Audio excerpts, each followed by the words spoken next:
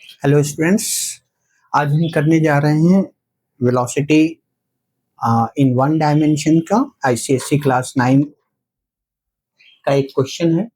For a uniformly retarded motion draw a velocity time graph. बहुत simple question है, आपको just एक velocity time graph draw करना है और इस वेलोसिटी टाइम ग्राफ में कंडीशन ये दी हुई है कि uniformly retarded motion uniformly retarded motion means the velocity is decreasing, the rate of change of velocity is decreasing of rate of change of velocity decreasing or constant. So यहाँ पर अगर मैं कहूँ x एक्सिस, ये y axis और इधर ये x axis जो है वो टाइम एक्सिस कहलाता है, इसको हम सेकंड में लिख लेते हैं। और इधर वेलोसिटी होता है जिसको हम मीटर पर सेकंड में लिख लेते हैं सपोज।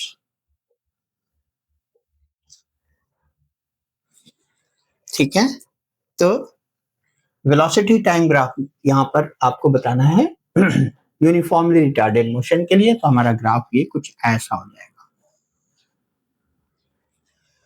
जब हम ये ग्राफ ऊपर की साइड में जाएगा यानी स्लोप पॉजिटिव होगा तो उसमें यूनिफॉर्मली एक्सेलरेटेड मोशन का ग्राफ हो जाएगा। और जब हमें यूनिफॉर्मली रिटार्डेड मोशन है तो यानी नेगेटिव स्लोप होगा, यानी डाउनवर्ड्स आएगा ग्राफ और यानी मैक्सिमम से मिनिमम स्पीड की साइड के डायरेक्शन में वो आएगा। यहाँ पे आप देखिए स्टार्टिंग में स्पीड मैक्सिमम थी at t equal to 0, time equal to 0.